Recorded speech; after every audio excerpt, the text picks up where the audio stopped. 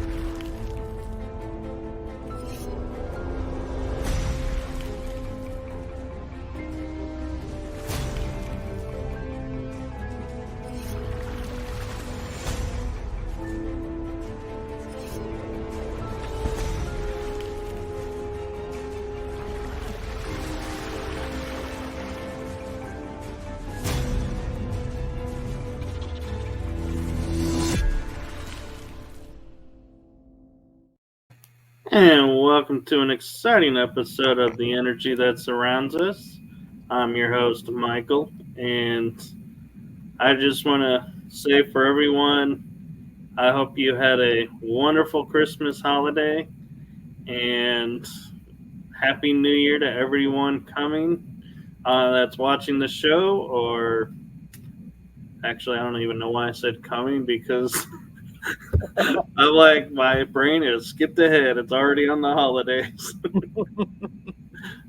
But so Happy New Year to everyone.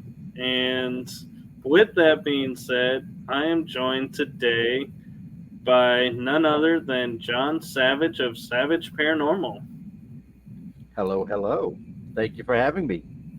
Well, thank you for coming on. And I have to thank Lauren because she was the one who suggested that you would be a great guest. And with that being said, for those who are watching and haven't maybe come across Savage Paranormal or your stuff in the past since you moved, could you give a little background as to what you do and how you got started? Sure. Well, to everyone, my name is John Savage. I was the founder of my first paranormal group, which was called Minnesota Paranormal Investigators, which was founded back in 1990. So almost, 33 years ago. I basically investigated up in the Minnesota, Wisconsin, up in the Midwest. And then I expanded and did some investigations over in England for a couple of years, and also did an investigation in Cyprus over in Paphos. Um, I was there doing investigations, private home investigations, public investigations, up until about 2017, 2018. And then I moved from from Minnesota to Virginia, where I now reside. And I actually live in a place called Fort Monroe, which is the first stone fort in America, and it's one of the most haunted forts in America. Right, and for those who maybe aren't so familiar as well, that's a Revolutionary War fort. So that's Well, this fort actually goes back to the late 1700s. This was actually the first stop of the Jamestown expedition. They actually stopped here at what's called Fort Monroe, also um, Point Comfort. So oh they wow. actually, yeah, so they stopped here. This is where the first African slaves came to America, right outside our door. So So what that, kind of activity do you get there? well, we have over the 300 years of activity here. There's been three different forts on this site. We've got the classic lady in white that haunts inside the moat. We've got Revolutionary soldiers, Confederate Union, excuse me, Union soldiers walking around the ramparts. We've got the famous ghost of Lincoln because he was here at one time. We've got um, Confederate President Davis, who was in prison here. So he haunts and still roams the ramparts of the fort. We have slaves. Um, in fact, a couple of people actually seen what looks like images or spirits of slaves up and down the main road. And right outside my front door used to be the old contraband hospital. And that's where people like, for example, Harriet Tubman actually worked there as a nurse during the Civil War. So we, Now, was yes, that before or during her stint as the Underground Railroad conductor? this was before, and this is where she got, from what I've been told by the historians here, where the idea came from. And this was also one of the stops for the Underground Railroad. So there's a lot of history here to investigate. That that kind of, with it being so layered, do you find that the spirits talk in different languages, or do they talk in what we call English? Well, one of the things that I've encountered here, being a paranormal investigator and also a medium, there are different layers of spirit energy here. Some of them are aware of each other, other times they're not aware of other spirits here. Um, most of the spirits that I've communicated with here, both from a mediumship point of view standpoint and EVP, has been English and also in the form of an English language. Sometimes there's like a Highland accent to it, a British accent to it, also a very, I don't want to say black language, but you can tell they're not white just by the way they're speaking.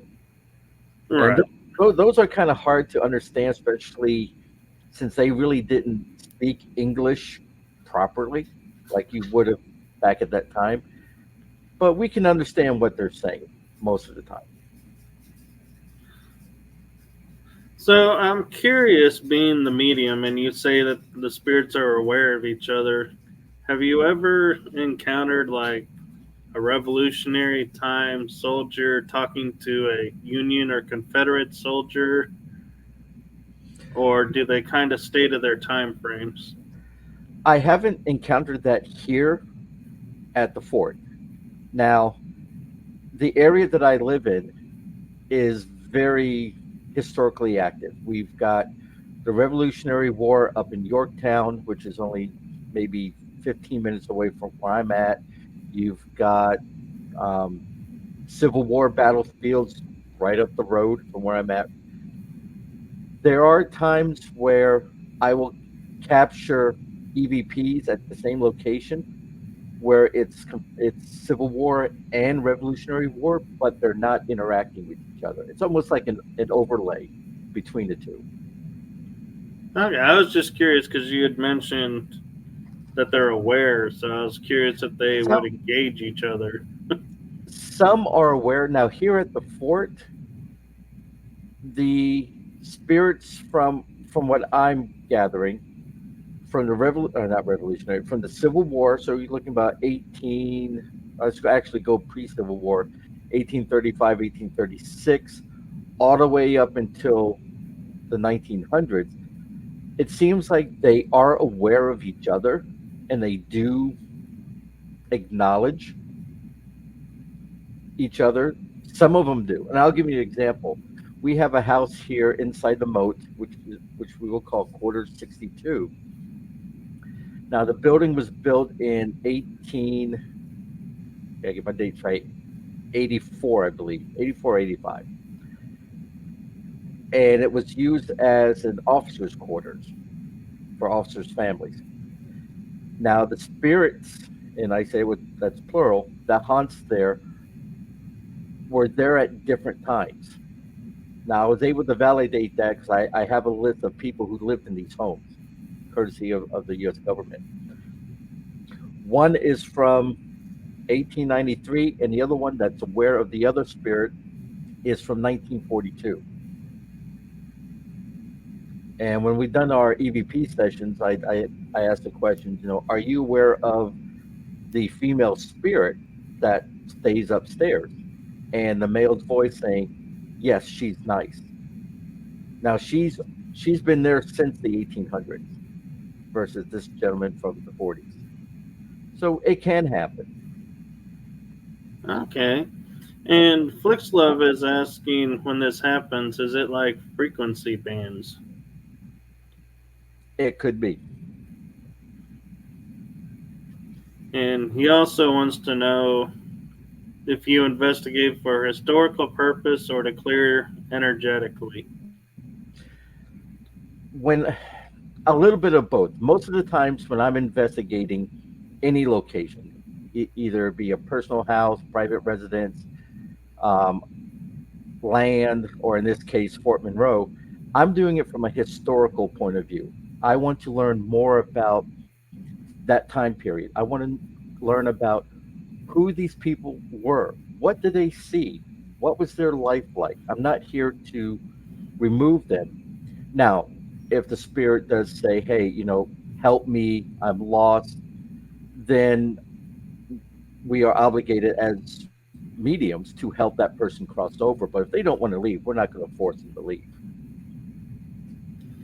And I think that's an important distinction to make when investigating is because a lot of people feel like because they can sense the spirit and communicate with the spirit and the spirit says help, that they are obligated to help and remove them, but that may not necessarily be the help they're looking for.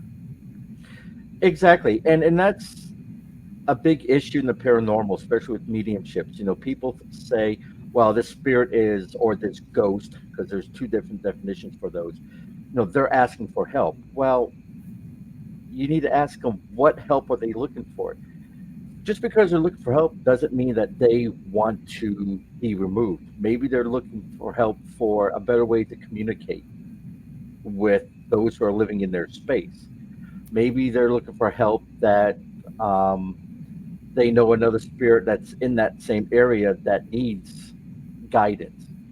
Maybe they're asking for help because they're afraid. They don't know what's going on. They don't want to leave. They don't want to cross over, but they just want to understand what's happening to them.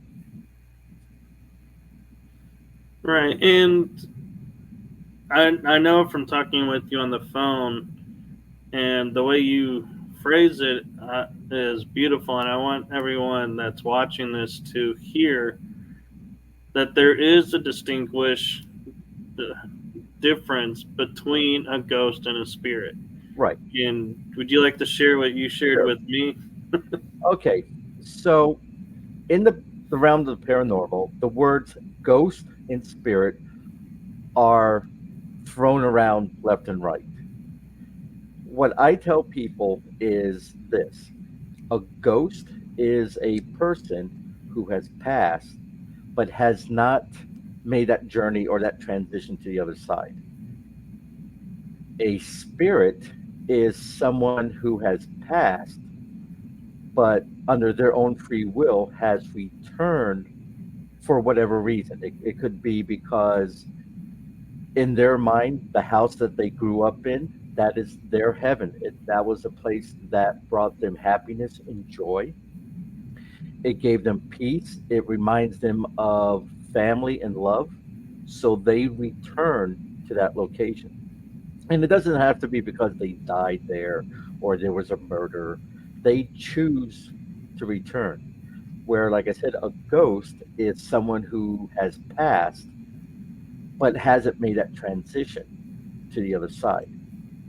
And one reason for that is because maybe it was a traumatic event, maybe it was unexpected death, and instead of accepting what's going on, they have revert to go home to a safe place. When you're scared, where do you go? You go home or you go to a location that you feel safety in, you feel comfort. And that's usually what happens with a ghost. They go back to that location. So could that be why some locations, like where it's an open field and the homes are gone, that you come across random ghosts or Mhm. spirits, is because they're like, hey, this is my home. But Yeah, even though the home's not there, they still, because of their memory, will see the home, whereas we don't. exactly. Exactly. In fact, I'll give you a prime example. One of the locations that I go to when I'm metal detecting um, was a colonial house back in the 1700s. All that's left is a couple foundation rocks, and that's it. Nothing that would tell you, hey, this was a building at one time. I did a couple EVP sessions at this location, and it this investigation lasted for about 30 days, which is kind of like short for me to do. But anyways, during the investigation, we were getting EVP saying, yes, this is my home. To me, that tells me they see that house as it was, as it is to them, not to what it looks like to us in a physical realm. How they can see it, I don't know. But I think that's really interesting that they can recreate something that's no longer there for us.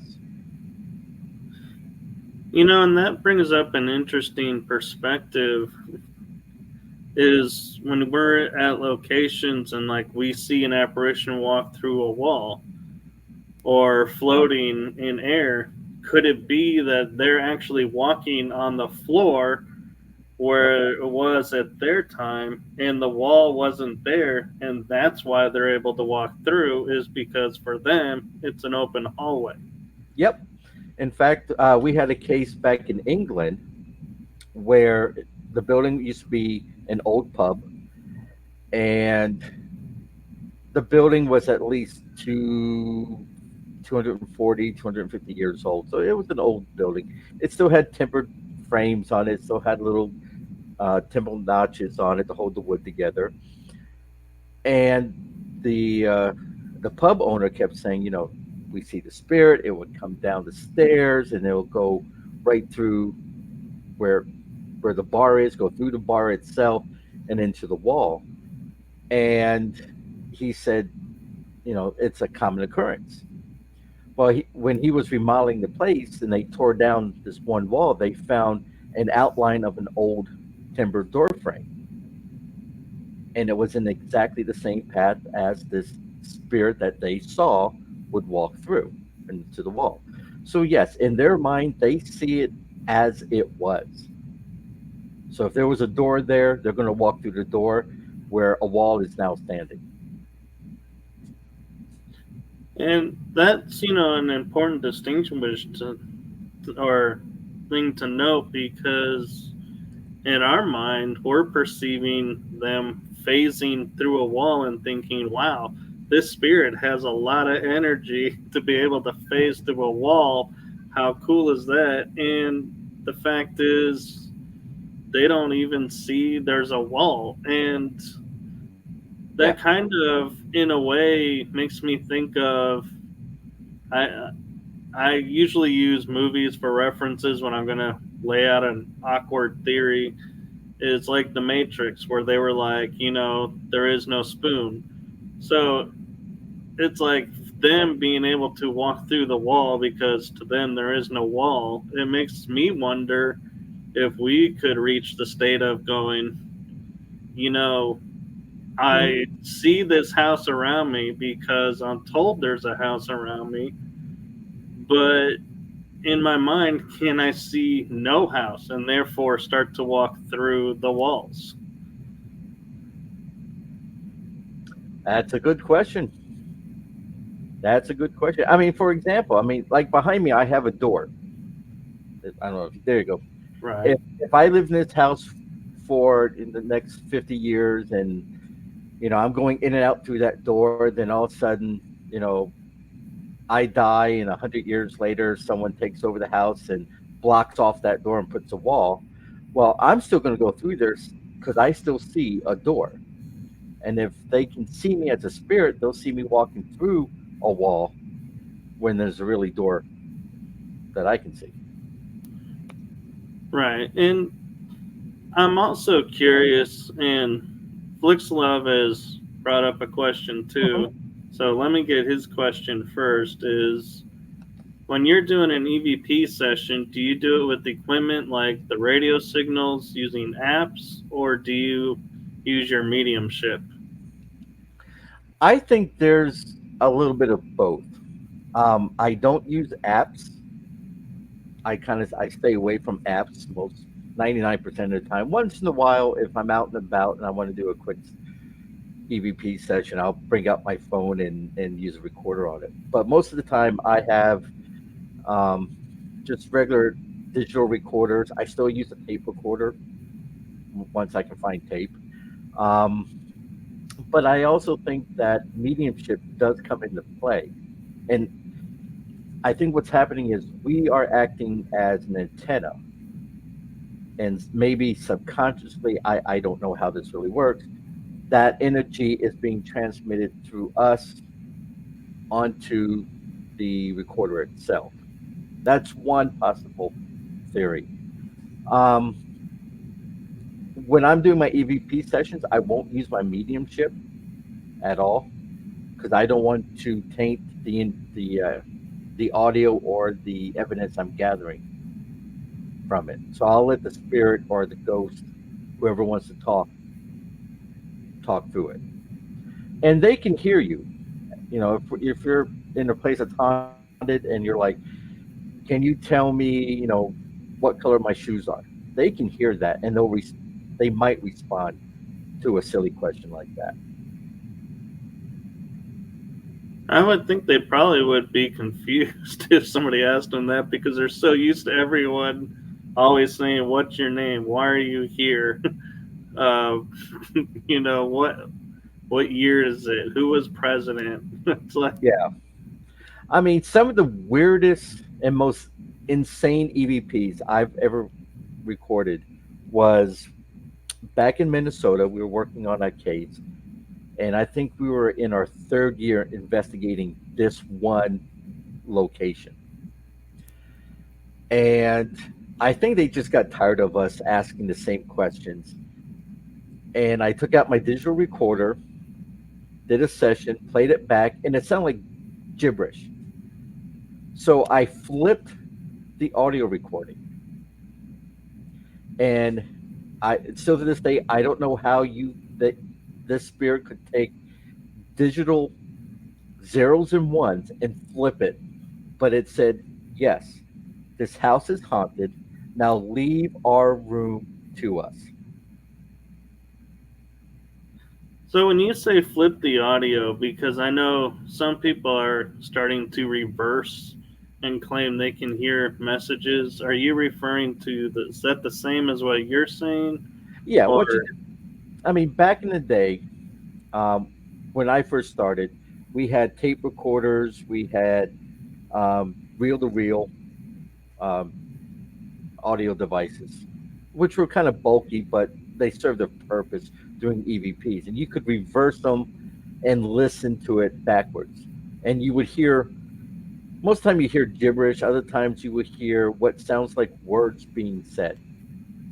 Now, I could explain how that happens, but on a digital device, which is just, you know, ones and zeros, binary, I don't know how that happened. I don't know how they could talk backwards and have it recorded backwards and then playing it in like Adobe Edition or something, flipping it and hearing it as, clear as day.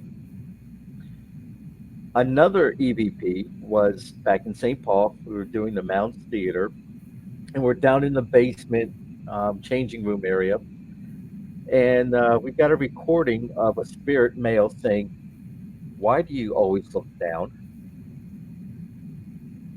We couldn't understand what he was asking, and we were standing there during an EVP session, and it just dawned on us when we're standing there in the dark, we are actually looking down at our EVP recorders.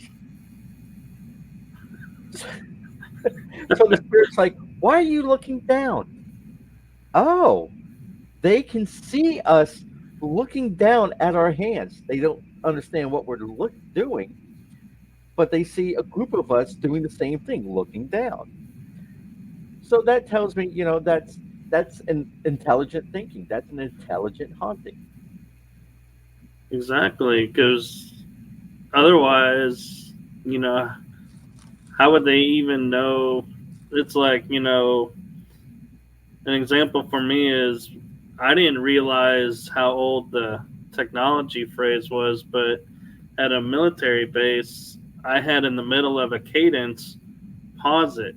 And I'm sitting here thinking, wow, this is really cool that this spirit knows our verbiage for what we use. And somebody goes, you do realize in during the Vietnam War, they were doing audio recordings, and so they would know how to say pause. And I was like, Yeah. oh, yeah, that's true. Good point. I just didn't realize, it's like my mind didn't think, oh, audio recording. Yeah, they were Yeah. used back then. Yeah. And that's the thing that people don't understand when doing an investigation at a location is that, you know, the, s- the person that's haunting the location's been around for, it could be a couple of days, it could be a couple hundred years. We don't know. But over that time, you would think that they would start grasping what's happening in front of them. If they can see us and interact with us, I'm pretty sure they can understand, you know, some of the things that we're doing, like, pause or, why are you always looking down at that device? And I'm just throwing that in there for fun. Or, yes, this house is haunted. Now leave us alone. It's like, okay, we know what you guys are doing. We are aware of what you're trying to do, what you're trying to get from us. We're just going to tell you, yes, we are aware. So I think we need to give these spirits and ghosts more credit than we give them already. I think they're quite more intelligent than what we give them credit for. I would have to agree because everyone seems to think they're always locked in their time frame and only aware of their time frame and are learning nothing. And it's like, I never thought about it, but yeah, it's like they couldn't help but learn when everybody's coming through, and they may not know the lingo of what the equipment is, Right. but after a dozen teams come through it, they're all using the same equipment. I'm like you're saying, they might say, why are you looking at that, you know pyramid device? And it's like, Yeah. wow, they know what we're looking at. Right. And also, especially with these. pay to play locations, where they have groups of people coming in to do investigations. You would think over time they're going, hmm, people come in, they hold these weird things in their hands, they're talking to us, and they can hear us with these weird things. Maybe, over time they're going to go, I'm going to try harder for them to hear me. Or if I see a group of people and they bring out these, rectangle devices, I know that they can hear my voice, so I'm going to talk more. So I think over time they're able to comprehend what is happening. Now it's not always the case, but I think more times than not they're learning just as we're learning to communicate with the other side, both with technology and also with mediumship. Yeah, and a further evidence of that could be is like you're saying, when you're investigating and they see you holding it, they're going to go, okay, this is questions. And when they set it down and walk away from it, leaving it on, they know this is my chance to tell my story. And that's why some investigators at some locations may get a story when they leave their recorder and being like, oh my Yeah, gosh, because yeah. they know, yeah, this person left this for me to talk, so I'm going to talk, and, you know, we'll I mean, see. I'll give you another example. We had another case back in Minnesota where we were doing EVP session, and we always say, this is our last question for the evening. If there's anything you want to tell us or anything you want to say, you know, now's the time to do so. We're going to set the item down and we're just going to walk away. And you can have your piece at your own leisure on your own time frame. We walk, oh, and we also say, we're going to do this for the next minute or so. So we leave the room, we came back in within a minute. We announce ourselves so we know what's happening on the auto recording that people are coming into the room. And as we're turning it off, you hear a man's voice saying, wait a minute, I'm not done. I mean, it was like really quick. We had to slow it down, but it said, wait a minute, I'm not done. So they, that spirit knew what we were trying to do, and it was trying to communicate with us with a message. We never heard what it said because we listened to it after we left the location, unfortunately. You know, that also raises a good point of, they come from an age of where manners are really big. Yeah. And I'd like to think we have some today, but, everybody will talk over everybody. And excitement with doing EVPs sessions sometimes. But I wonder if a spirit is like telling something, but we don't know it because we can't see, there's something coming in on the recorder, and walk in the room and start talking. And they're like, how rude. You're talking over me. Well, and that's one thing that we do when we're doing an investigation is, especially if we do a lockdown where we have certain rooms closed off, we have our EVPs running, we have our mail meters running, we have our sensors running. When we walk into the room, we knock on the door, out of politeness. We announce ourselves saying, hey, my name's John. I'm coming back in. I'm sorry if I disturbed you. I'm just going to turn off some of these equipment. We turn it off. We say, thank you. Sorry to bother you. And then we move on. If people did stuff like that, one, it would give the spirit a heads up. Hey, they're about to come in. I better do something or do nothing. And two, it just shows respect for them. Even though we can't physically see them, we're giving them the courtesy of respect ahead of time by being polite, knocking on the door, saying thank you. If you're setting up equipment, especially if it's in a private house, just say, hey, I'm going to move this item here if that's okay with you. Or if you're doing a EVP session or a evidence gathering session in one room, you can say, "Hey, I'm sorry, there's a lot of people in your bedroom or living room, whatever room it is. Please indulge us for a few minutes, and we'll be out of your way." I'm curious your thoughts of like when people have like random devices like on a bed or on a table that all suddenly knocks over and it's like nothing's moved or touched it. If you feel like that could be like the spirit saying, "Hey, you didn't ask me if you could put this here," or could it be that it's in their walkway and they actually have enough energy that the device picked up and was knocked over by them just walking by? That could be a possibility. Also, think of it as, maybe they're trying to make themselves known. Now, to move an object, a physical object from the spirit world to our world, takes a lot of energy. And maybe let's just say there's a REM pod on the bed, okay, and they want to move it. It's not that they're mad because it's on the bed. They know that we're looking at it, and they're going to do something to show that they are there.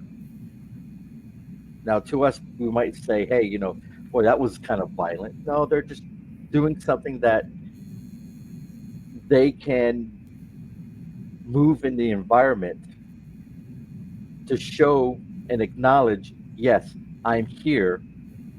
Please continue to acknowledge my existence." And, Right. and oh, go ahead. Oh, go ahead. I can. And that's the other issue is we all had heard cases, watched TV shows and stuff where they say, you know, we come into the house and something's been flipped, or we're sitting down watching TV and we hear something being thrown down the stairs.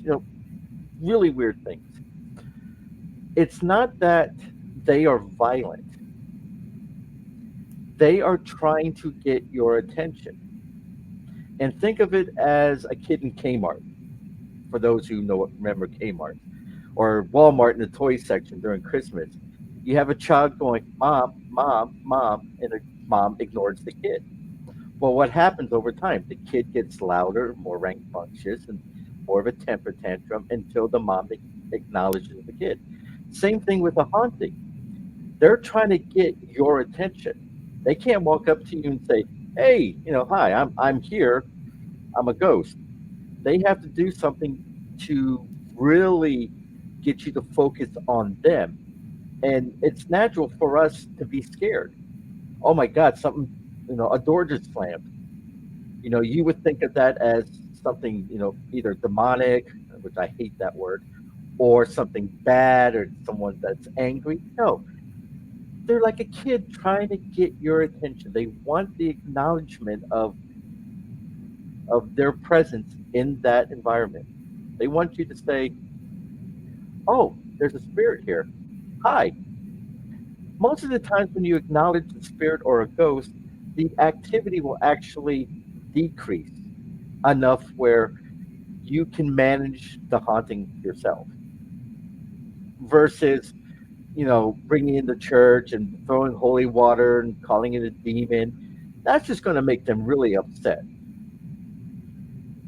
Right. And what I was gonna say is, as you're talking about that, getting attention is a lot of people feel like when you get scratched because it's three marks that's demonic. And somebody pointed out and goes, when I grab your arm, how many fingers do you, when trying to get your attention, do you feel? And it's like three. And Yep. they go, do you think that could be them trying to say, "Hey, I'm here," but they don't know how much energy it takes to get your attention and may end up accidentally scratching you? And I was like, that's brilliant. I That is never put that together. that person is spot on that. Just because it's a scratch doesn't mean that you are being an attack. It's sometimes, it's like if you shake someone's hand, some people have a very strong shake where they're going to break your fingers. Others have a very timid, weak handshake. Same thing when they're trying to touch you. They're trying to touch you on the shoulder. They're trying to touch you on the back. Especially if they're standing behind you, they're going, hey, hey, hello. And unfortunately, you get marks and bruises and people freak out. Yeah, I remember the first time that I had the experience of like somebody trying to get my attention was I was at this kind of like 2 bedroom old hospital near where I Mhm. live. Well, I say near, it's probably like 5, 6 hours away. But when I was standing in the doorway of the ancient part of the house, I felt a tug at the back of my shirt, like somebody pulled it and let it go. And I was like, I remember feeling like a chill going up my back and going, what has the energy to pull my shirt back and pluck it like that? But what a way to get my attention, because that's not something to easily shrug off like, oh, somebody bumped me. Mhm. And the two ladies I was with were sitting on the other side of the room in a chair, of all things. And so I was like, there was nobody else in there. And I was like, yeah. And it's like, I remember standing there frozen and being like, something just plucked my shirt. And they're like, what do you mean? I was like, something just literally pulled the back of my shirt Yep. and kind of snapped it. And they're like, really? I'm like, yeah. And just like sitting there thinking, I didn't even think to like start talking to it. It was like my mind was like, okay, I got to wrap my head around who would think to pull my shirt as a mechanism to say, hi, how are you? Yeah.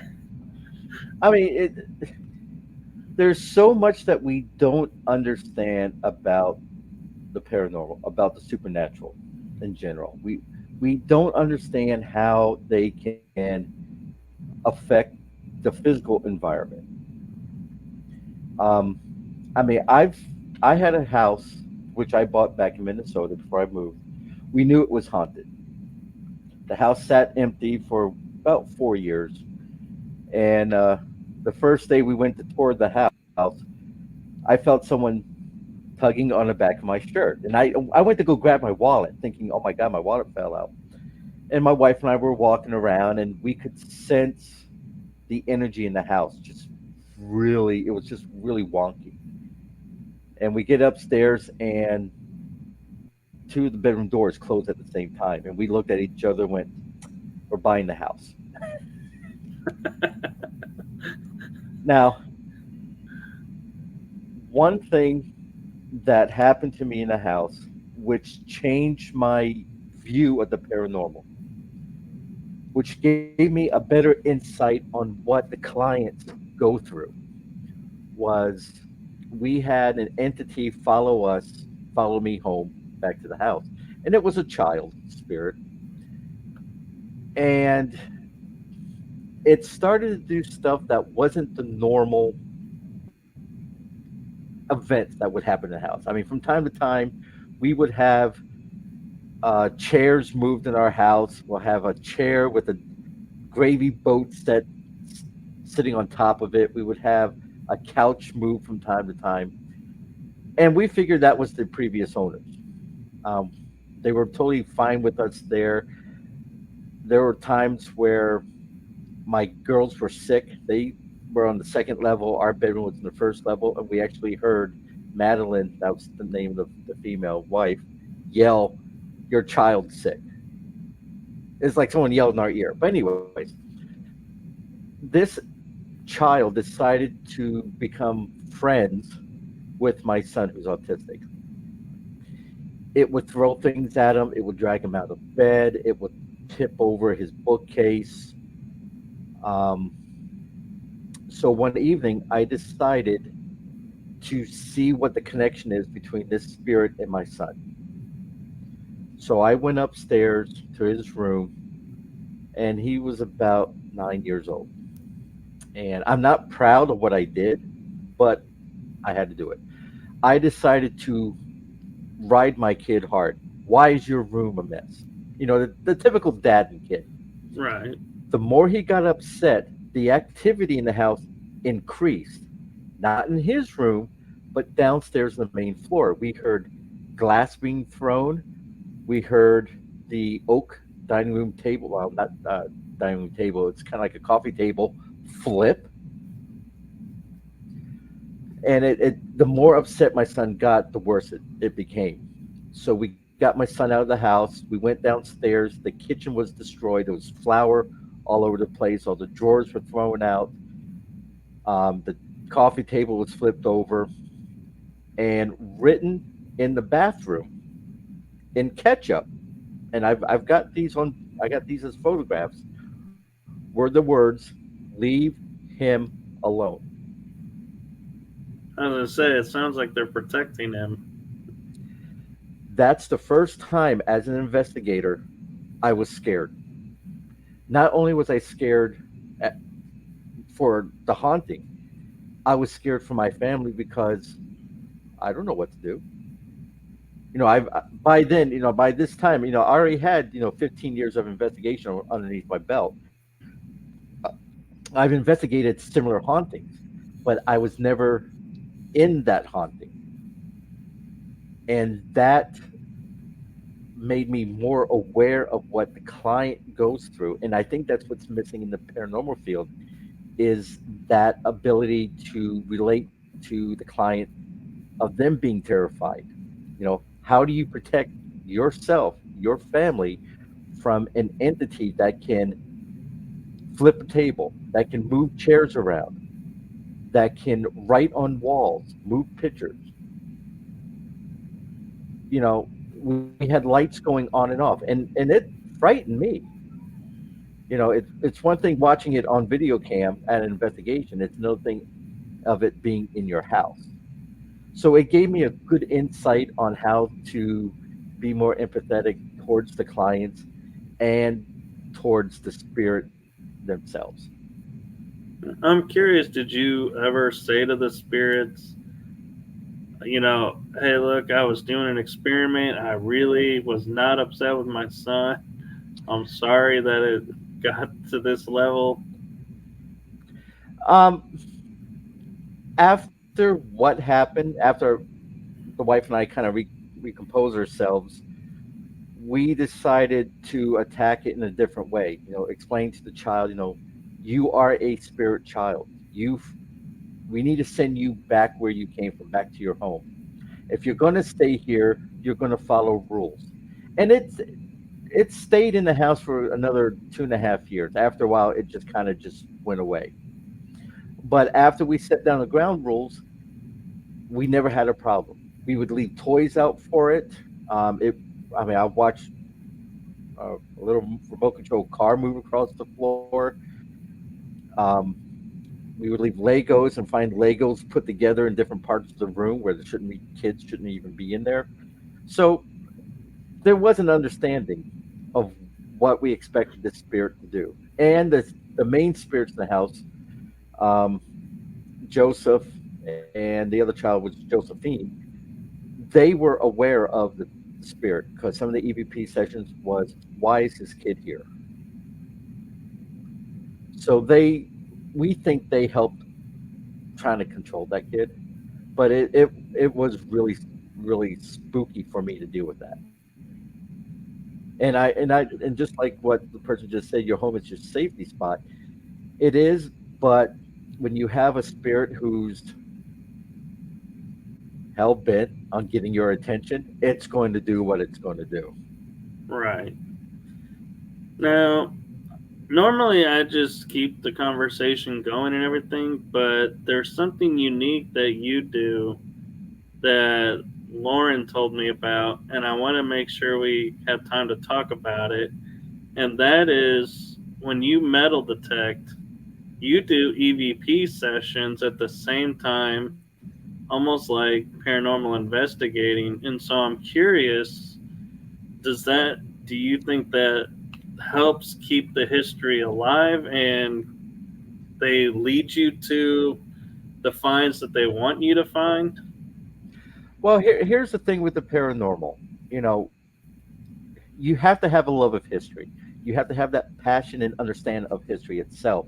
Then you can play in the paranormal. What I'm doing is taking the historical side of the paranormal, combining it with metal detecting in a battlefield. And what I've been doing just in the past couple of months is I'll leave 3 or 4 different recorders along this ridge line in the woods, and I'll just let it go. And the the best 2 EVPs I have so far from metal detecting, one was of a man's voice saying "Get down," because where I was a Confederate line, and about 50 yards away was the Union line, and they were duking it out back and forth. So I think this spirit was telling me, you know, duck. Right.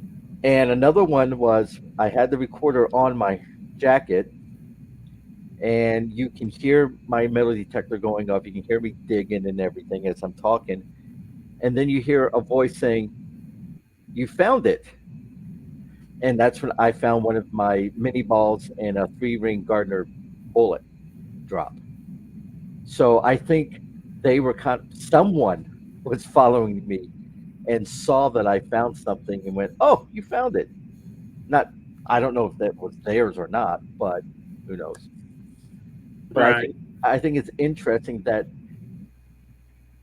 they're kind of watching, and there are times when, as I'm metal detecting, as I'm walking around, I'll start feeling my pull. I'll open up and go, "Okay, show me. Where do you want me to go?" And sometimes I can hear a voice saying, "Over here." Other times especially in this one battlefield, I'll say, "Is this where the Confederate line ended?" And one time I heard a voice saying, "Yes, you're too far." And so I had to turn around and walk another half mile back in the woods to get back to where I should be. So I think there is a correlation there, which I'm really interested to explore a little bit further this year.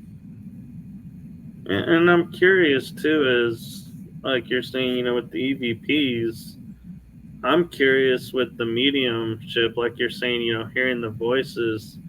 If you were to step foot on the battlefield and be like, okay, I see you.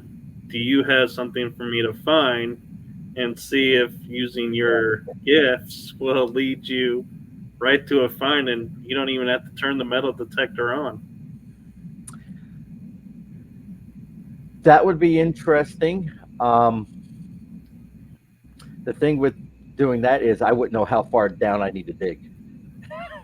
Right. Well, But, that part, but yes. yeah, But what I'm meaning is like sweeping along the way, yeah. not turn it on until they say right here, and then you can say, or even ask them how far down. No, I will give that a try. I would, next time I go out, which is probably tomorrow, weather permitting, I'll give that a whirl, see what happens. See, when I'm doing my EVP sessions, when I'm using my mediumship, I'm using the recorders just more of a validation, at least for me when I'm out by myself, so I can say, okay, yes, this is the voice that I'm hearing. This is the tone, the sex of the voice. So I know I'm communicating with the right person. So it's giving me some validations. I'm not using it all the time as, is this place haunted? I'm just trying to Right. hone in skills a little bit more. And it's really neat to give an actual audio voice to what I'm interpreting from a spiritual level. Now, and one thing I want to make clear, because I know, some battlefields are historic sites. You're not metal detecting where you're not permitted, that you have Correct. permission. Correct. That's rule number one for anyone who's going to go out metal detecting. You have to have permission. You got to know your locations, and 99% of the battlefields that are in, especially here in Virginia, are off limits to metal detecting. The spots that I'm metal detecting is off of state-owned land, and it's owned by the local hospital. And after about 3 months of trying to get verbal and written permission, I finally got permission to metal detect on this little plot of land, and it's about 120 acres. That's a pretty good big size area. Yeah, it's a big size area. Not all of it's battlefield. Um, there's like a pond. There's some old homes that used to be back there, back in the 1800s. Um, so yeah, yeah, Do you you're ever not. metal detect around the old homes and you like, hey, I've done enough looking at the battlefield for this week. Let's go check out the old homes and see what's Oh over there. yeah, I'm always out and about. If I'm driving and I see an old house, first thing I do is pull over, take a picture of it, and then I'll open up psychically to see if there's anything or anyone there. And then, if I feel a presence, I'll start communicating and see if it's really worth my time to check it out further. Sometimes it works out. Sometimes, I'll contact the owner and they're like, yeah, no. You want to come in and look at the old abandoned house for what reason? Well, I want to see if there's ghosties and treasure. They're probably the first one, they're probably laughing at you, and the second one, they're like, only if you give it to me.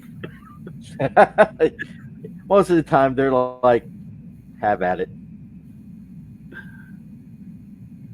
Uh, so Flix Love is asking, in past lives on the battlefield, I was always hungry and wanted to smoke. Maybe you can lure them with food.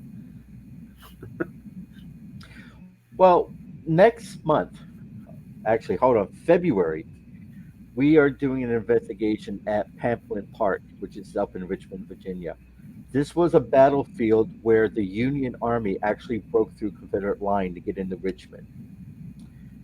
And one of my good friends and investigators, his group's been investigating this area for a while, and there's a lot of activity. So when we go out there in February, one of the things that I'm going to do is when I'm going to have music from the Civil War. Also, I'm thinking about, weather permitting, is having a little campfire with food from that time period. Are you gonna do the outfits too? If I can find them cheaply, yes. I like how you put cheaply on there. It's like, yeah, because you can find them, but Well, cost wise, yeah, that's another story.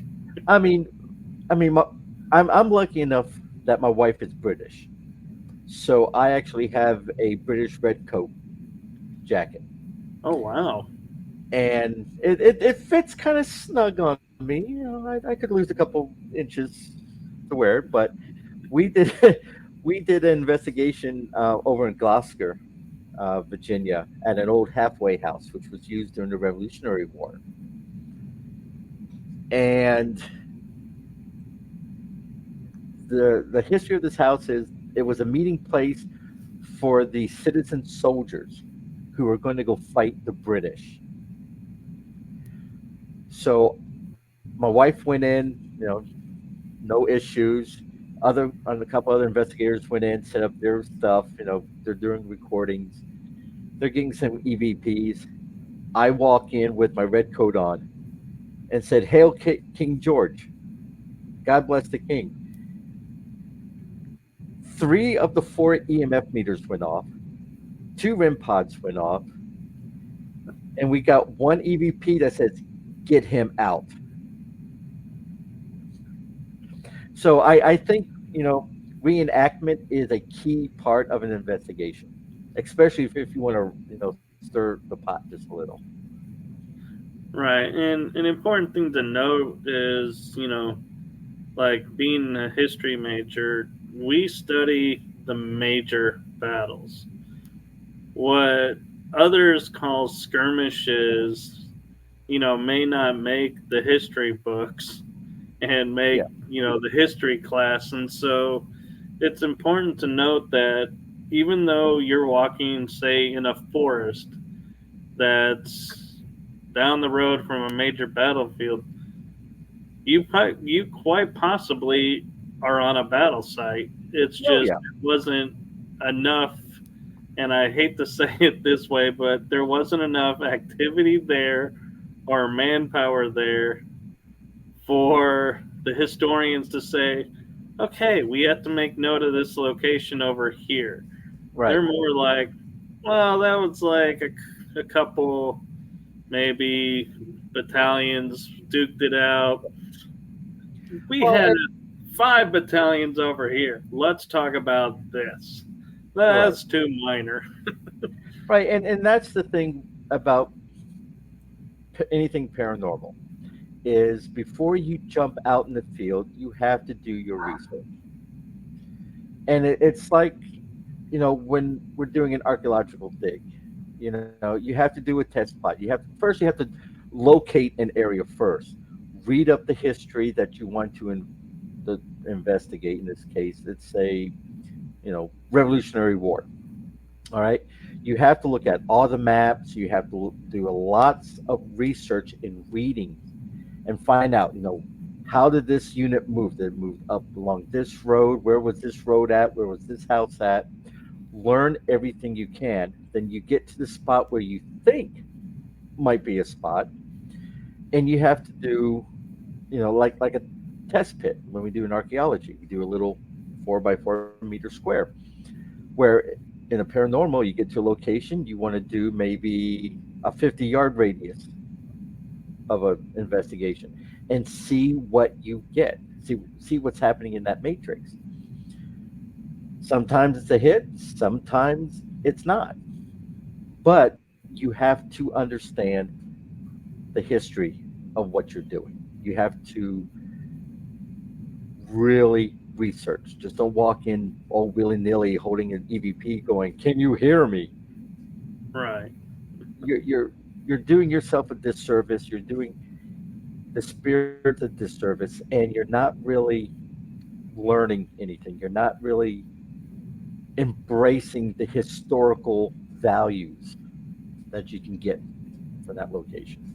Right. And another thing to note is, you know, Hollywood and movies are not always the best tools to use. So, However, for the example I'm about to say, one movie truly is the best example, and that was The Patriot with Mel Gibson.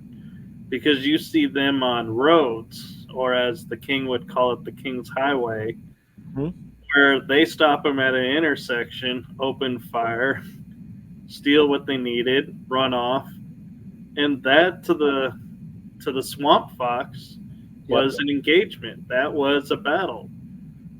Now to the king's soldiers, that was like, yeah, they harassed our lines, but I would think that leaves as much of a mark potentially as the battle because gunfire was exchanged, people potentially died, and we don't think about those. And I'm sure that happened in the Civil War as well, where harassing the lines and supply lines, and people don't keep track of those. exactly. And that's the other thing with investigating, haunted locations that are like Civil War, Revolutionary War, World War I, II, whatever, it doesn't matter, is you have to go in with respect right off the bat. You have to ask your questions carefully. Choose your questions carefully. Don't say things, well, do you know how you died? That's a dumb one. Or do you know you're dead? Well, obviously they know they're dead. You know, you don't want to ask them, something that's traumatic. You when I ask questions, I'll say things like, Can you tell me about your family? Did you have a wife and children? I want to know the personal story of the spirit that I'm communicating with. I don't want to hear about, oh, I was, shot with a, you know, round ball, or, I had shrapnel that was from a cannon. We don't want to traumatize the spirit. We don't want to upset them. We want them to communicate with us. So let's ask them appropriate, responsible questions that we can get a piece of their history and talk about it. And that makes a great point because it's like when we think about ourselves, like, I know it's not the same level, but say you just stubbed your toe and somebody comes up to you and says, "Why did you do that?" It's an irritating question because you're like, I didn't do this on purpose. Exactly. And so the spirit who, was killed or died in battle or maybe died of unknown reasons, Right. they don't know what caused it and why. And so they're like, yeah, I think it would be equally upsetting to go, really, because I plan on stepping in front of that bullet, Yeah. I mean, I this. I mean, I've heard investigators. Well, let me rephrase this. I've heard wannabes. Unfortunately, there's a whole bunch out there in social media who will ask questions like, "Well, what did it feel like to get shot? Um, what was your last thoughts as you were laying, bleeding on the ground?" Those are inappropriate questions. Yes, there is a morbid, curiosity, but that's not the time to ask questions like that. You know, and unfortunately, shows like Ghost Adventures. God, I hate that show. And similar programs, they all do that. They all focus on things that you should never ask. Right, because that'd be like going up to Lincoln and going, "Well, what was it like losing, being shot from behind and, having your head, Blown up. potentially damaged?" Or JFK going, "How did it feel having your skull split? Was it from the front or back?" Yeah, Like, I like mean, he's gonna sit there and go, "Well, let me replay the video in my mind and go, I remember lunging forward, so it must have came from behind." yeah. It's like, Or them saying, "Oh, it was fine. I got a nice little cool breeze behind my head now." Unfortunately, a lot of people when they're watching TV shows and social media and stuff, they see that and they think that's the correct way of doing an investigation, which is not. right. And personally, it's like I know you use the term lockdown, but we had talked about this on the phone that Yeah. No such. lockdown is not like Ghost Adventures lockdown because one, we were discussing like, you got to be able to get out for restrooms, you got to be able to get out and ground or, eat or, get something to drink so you don't dehydrate. And so you can't lock yourself by chain Yeah. actually in a building overnight because it's just for actuality the main reason is it is truly unsafe because if god forbid an earthquake or something happens and the building starts to crumble, you got no means out if you're chained in that building to prove a point. And so yeah. Well, I mean that, and when you're doing an investigation at a location, and if it's really intense, and it's you're in hour 6, 7 of the investigation itself, you need to leave that spot. One, to get a breath of fresh air. Two, if something is going on and it's really active, okay, maybe someone's being affected negatively by the spirit or whatever, you want to remove that person from that location. You don't want to keep them in there having this traumatic event. So when someone says, "Oh, we're doing a lockdown," no, the only time you do lockdown is if you're in prison. That's a lockdown. You're not doing a lockdown at a paranormal event, which brings me to a topic that bugs me to high heaven is you have a lot of these locations that are pay to play, which I'm fine. I totally get, some locations need a new roof and they do this to bring revenue in. I totally get that. As a medium, as a light worker, and also as an investigator, we have a duty to help those on the other side. We also have a duty to call out when something immoral is happening. And I'll give you a prime example.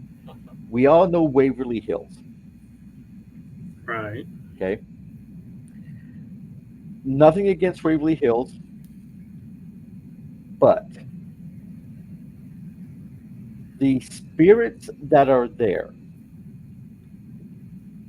are traumatized when they were alive. They were mistreated, they were abused, made fun of, what have you. Now, if you look at what's happening now, they are still being made fun of, but it's turned into a paid circus show. Come and pay your money and look at the circus freaks. What people don't realize is these souls are someone's mother, father, brother, sister. You know, Mm. how would you feel if you found out that your great grandmother, who was institutionalized there, is now being made to perform like a circus freak? Yeah, they're not a spectacle. Exactly. And in places like that, I have an issue.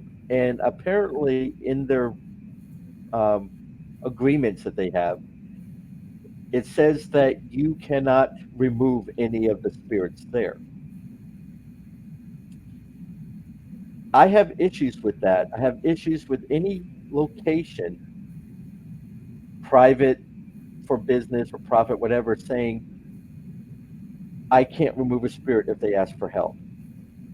It's almost like a sense of paranormal slavery. Right. That's Be, forced labor. exactly. These are, I own this building. I own all the spirits. They are mine. You're going to pay me money to see them, and I own them. And you can't remove them if they ask for help. You know, and an As interesting thing too, though, is Mhm. if you did remove them, how would they know? It's not like they can go, "Oh, George, you're up at 3. Yeah, exactly. George, where are you?" Well, Exactly. somebody's gone and removed George. Yeah, what are they going to do? Take you to court? There's not a court in the world that's going to take that seriously. But I mean, and you're right. They would never know. But it's the human intent that's out there. I own you. And they can probably sense that. So they're not really getting any peace or closure for their tormented lives.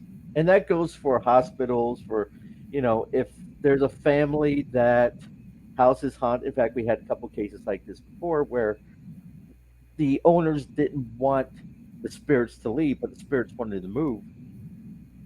We had to tell the living owners, can't do that. If they want to leave, if they want to be at peace, we have to help them. End of day. You can be mad at me or whatever, but we need to take care of them first.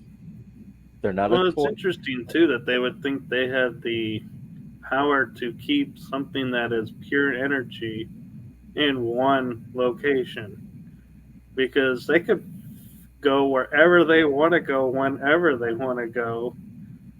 And to think that we can tell somebody, hey, I know you're a spirit, but you're only allowed to be here on these grounds, it's like a little bit to me of arrogance of I, how we think we have the power to keep a spirit locked in a location. we have the ability to deny them the help that they need for the benefit of the living, and that's where the issue is. And unfortunately, there's a lot of people out there who look at it as a cash cow.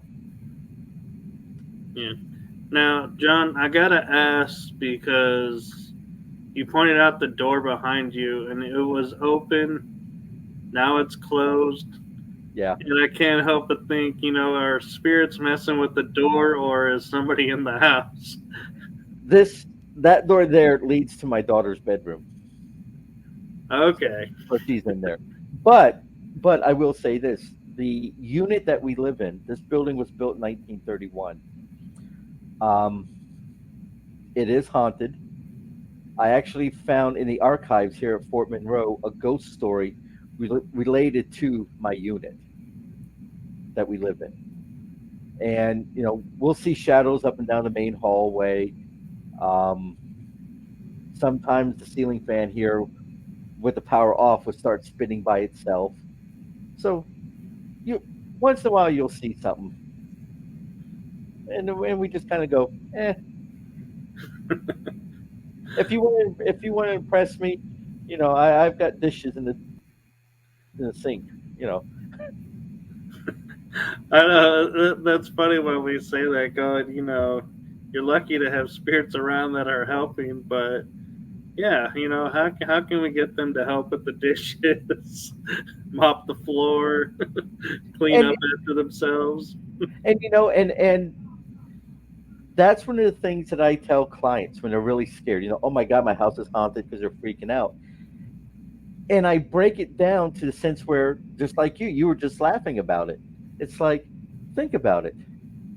Next time something happens, like a door closes or you see a shadow or what have you, out loud, just say, listen, you can make all this noise, but you can't do the dishes.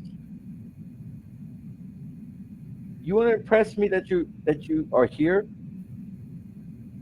Put the dishwasher on. Turn off a light. Well, not turn off the light. You know, my light started flash. I don't know if you can see my light flashing on and off Yeah, here. I can see it kind of blinking a little bit on the wall. All right. Make yourself useful. Take out the trash. Do something that would help me out, and then I will believe that you're here. And usually people start laughing and they're like, "Oh yeah, I never thought of it like that." And I tell people, laugh about the haunting. Don't be afraid. Laugh at it. Fear is the biggest negative energy a person can have, and the more fearful you are, the more energy you're expelling, and a spirit or a ghost can use that to a degree to their benefit. Yeah, You know, and don't feed the monster.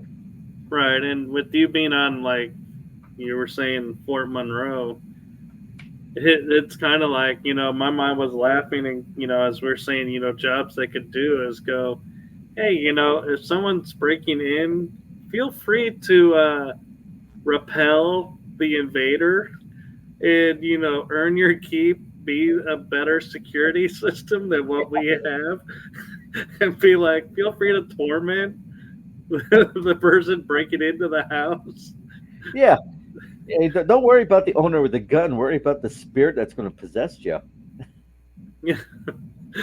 And yeah, and I mean, a way you could laugh about it is if someone's like jiggling the door and going, "Hey, George, you still got that P rifle that you used back in the day? I think there's somebody wanting target practice." And watch everybody be like, going, "Wait a minute, who's George? I don't know of any." And a pea Yeah. shooter. Yeah. Yeah. I mean, like I said, the paranormal is a great thing. I've learned a lot from it.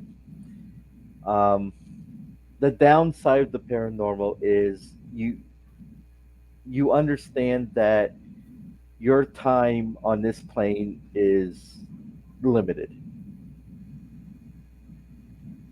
And you do see the sadness, at least from a mediumship point of view.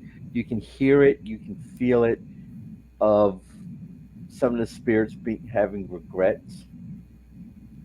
And, over time in doing this, you kind of start looking at your own life going, you know, I can understand why that spirit was upset because XYZ.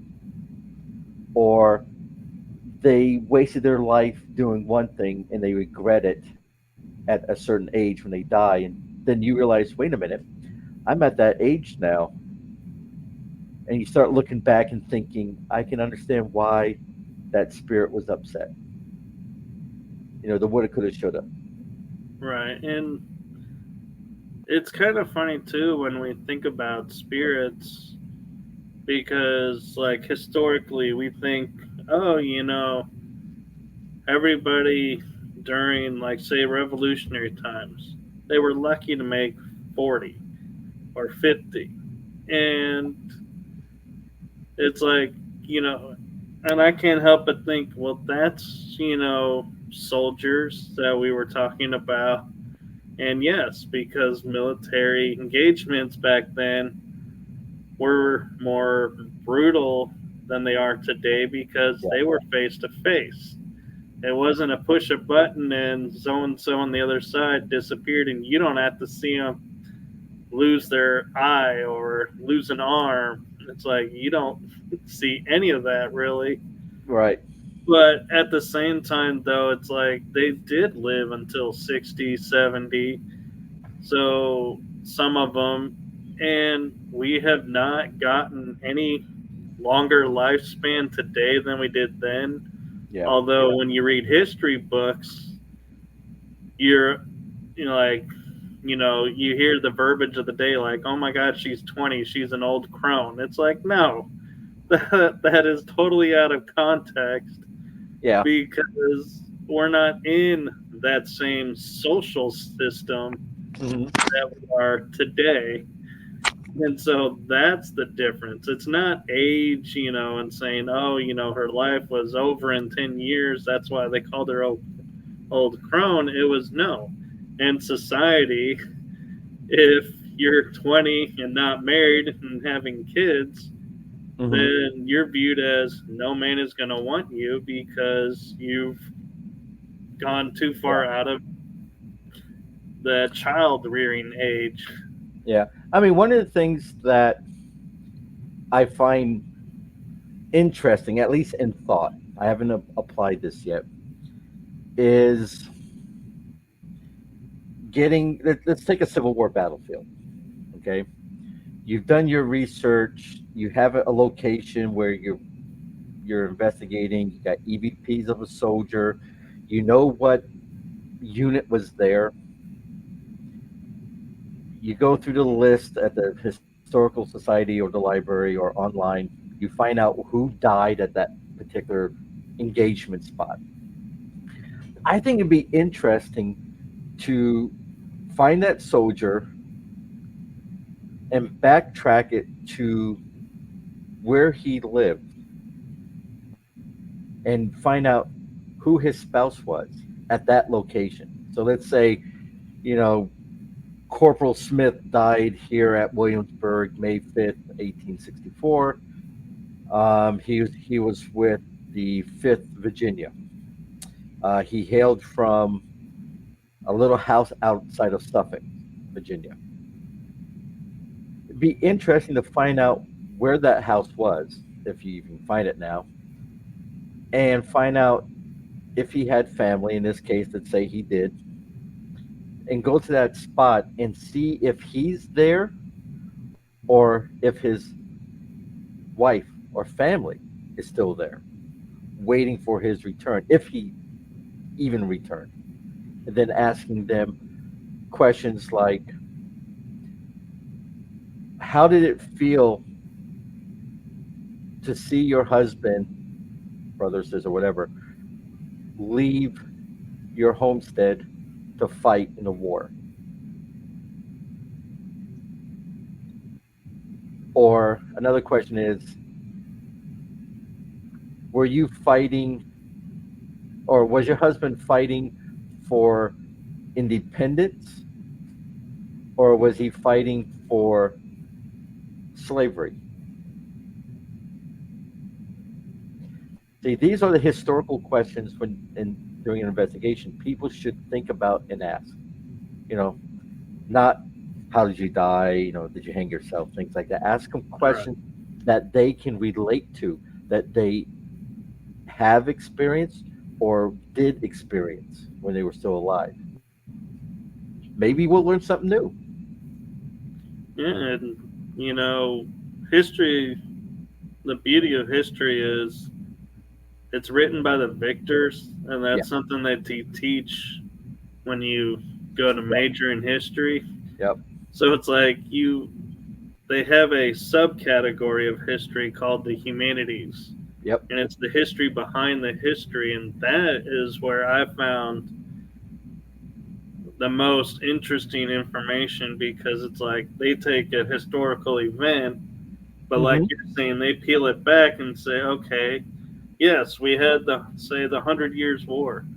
Well, but why were the English coming into France, or why was France wanting to wage war with England? And it's Yep. like a whole nother start of stories and facts start coming up and going, oh, so and so did something to this person. Yep. They rallied the nation. So this war was really in basic fought because one person insulted another person. Yeah. And that's the thing with being a paranormal investigator is you gotta love history. And I tell people, you know, if if you can get an associate's as a historian in history, that will make you so much better to understand what you're dealing with. Because it's not just one little, haunting in a house. There's a whole, subculture of what's going on from that haunting. What was the person thinking? What was their issues that they were having while they were alive? Um, you know, I mean, it's huge, but people don't see it that way anymore. They just want the quick, ooh, show yourself, make yourself known, and scare me. Right. That's, I mean, one place I would love to investigate, but unfortunately, my moral compass will never allow it if it ever became available, is Dachau.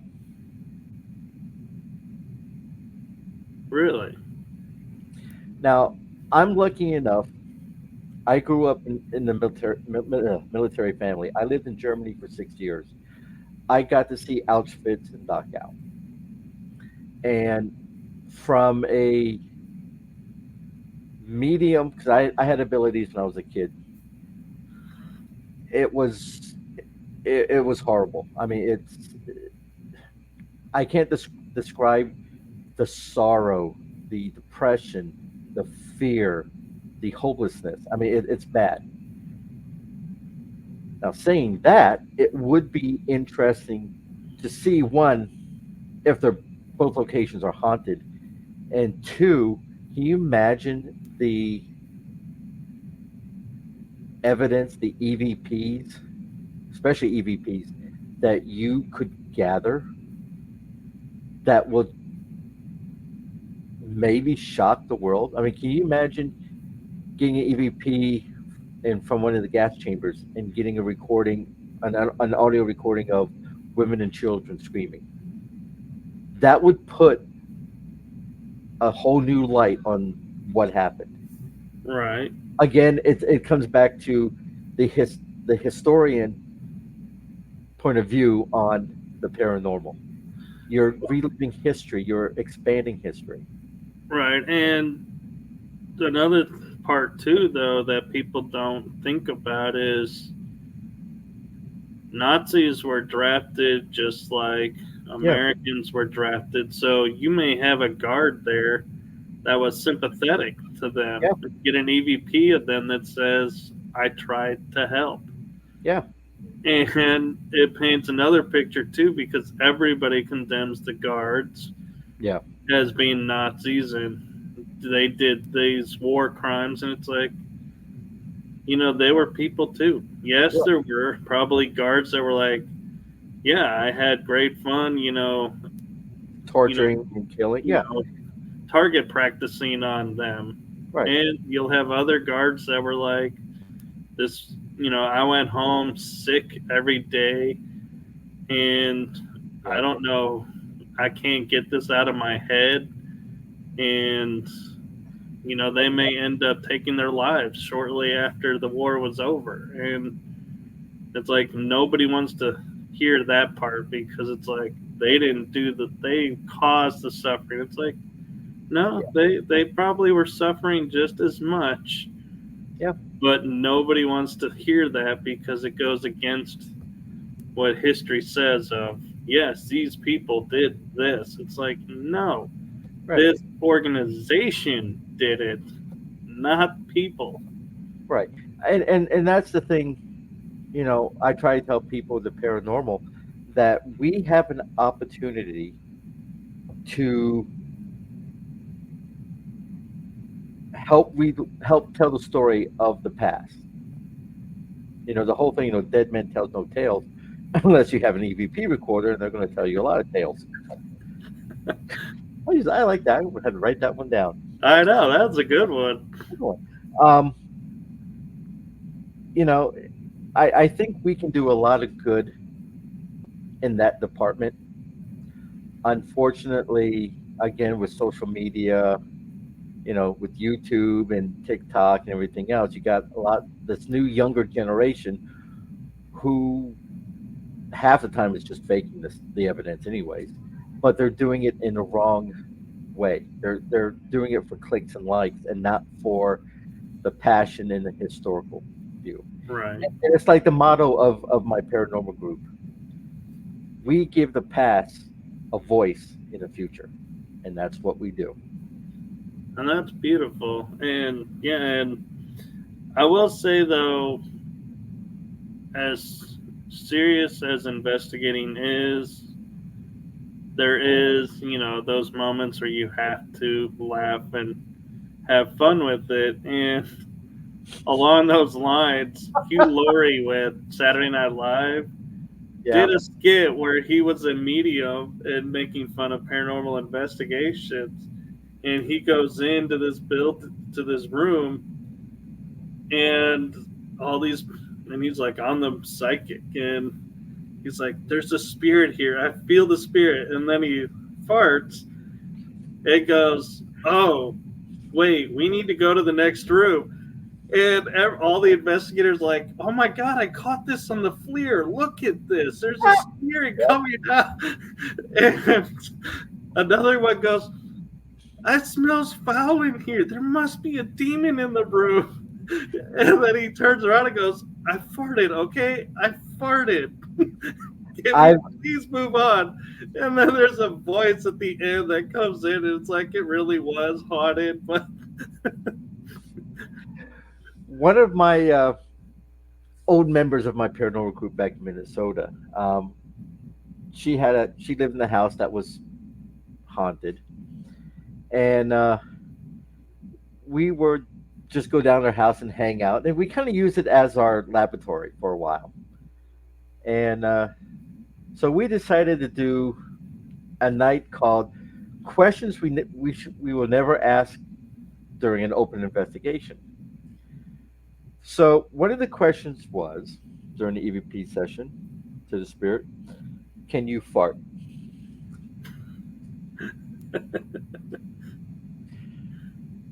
The response we got back was, "Not yet." that's funny.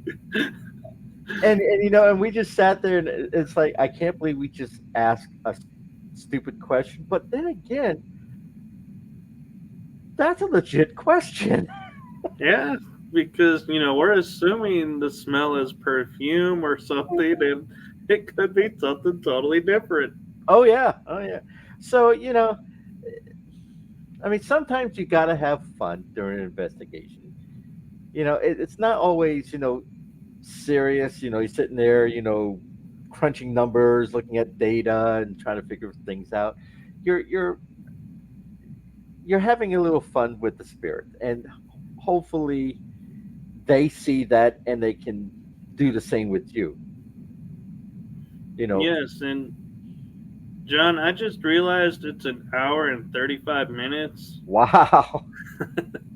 It's been so great talking with you. Where can people find you if they're in the Virginia area and want to investigate or ask you questions? You can find me on Facebook. If you go Savage Paranormal on Facebook, you'll find me. If you go to TikTok and type in Savage Paranormal, you can find me there too. Or you can email me at savagef as in Francis John at gmail.com. Awesome. Well, we'll have to get you back on because I Yeah, feel like thank there's you. so many more stories to share.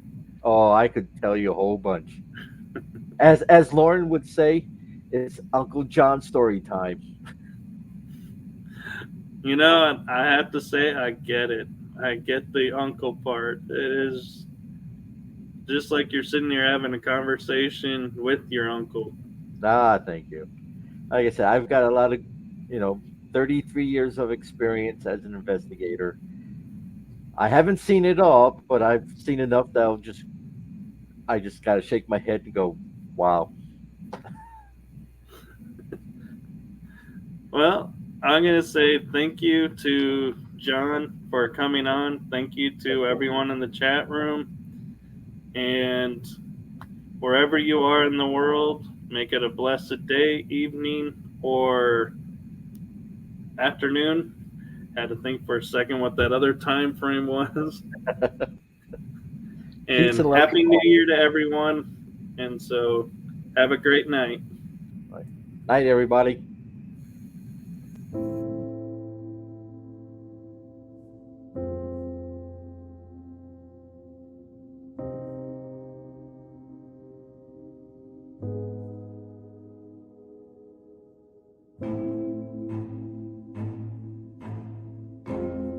You have just listened to the energy that surrounds us with your host, Michael Kopf. Be sure to tune in next week for our next episode.